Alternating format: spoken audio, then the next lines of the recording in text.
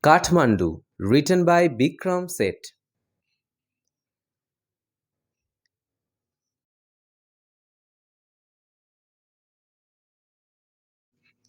The author Bikram Seth arrives at Kathmandu late in the night. He finds a cheap room to stay. The next day, he travels to Pashupatinath temple with his travel companions, Mr. Shah's son and nephew. Pashupatinath temple is the epitome of chaos. Seth describes the scene as one of febrile confusion. The temple was filled with thousands of worshippers vying for the priest's attention. At the main gate, the police were denying entry to a group of saffron clad Westerners. There were also people bowing to the princess of the Nepalese royal house as she made her way into the temple.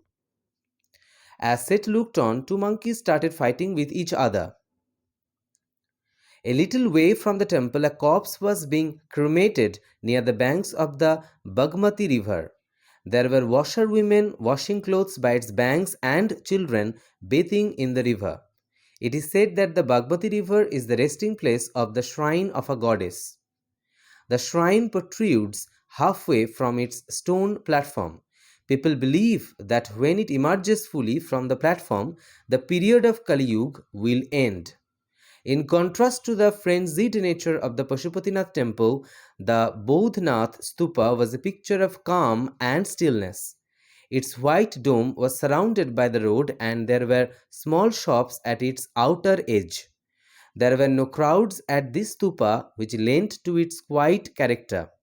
After visiting the holy places sacred to Hindus and Buddhists, Seth sets off to experience the busy streets of Kathmandu.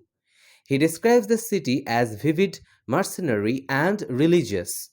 There were also many hawkers and vendors dotting the streets of Kathmandu selling flowers, fruits, flutes, postcards, western cosmetics, film rolls, and chocolate.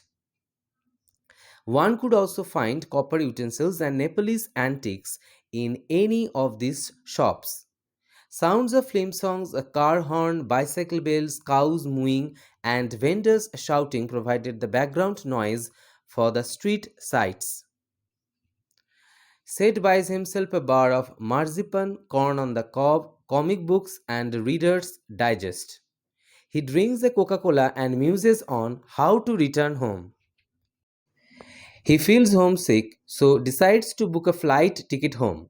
It was then that he saw a flute seller near one of the shops holding a long pole. 50 or more bansuris were tied to this pole. From time to time, the seller would select a flute and play. The flute music was clearly distinct from the cacophony of street noises. The flute seller was not interested in selling his wares. Rather, he seemed intent on playing his music. Seth then relays that he is partial to the music of the flute. He says that every culture has a version of the flute, the ney from the Middle East, the Japanese shakuhachi, the bansuri from India, and the flutes of South America. So Seth claims that the flute is common to every culture. He, however, notes that every flute from every culture has its own unique sound. Seth is surprised that he can be so affected by Bansuri.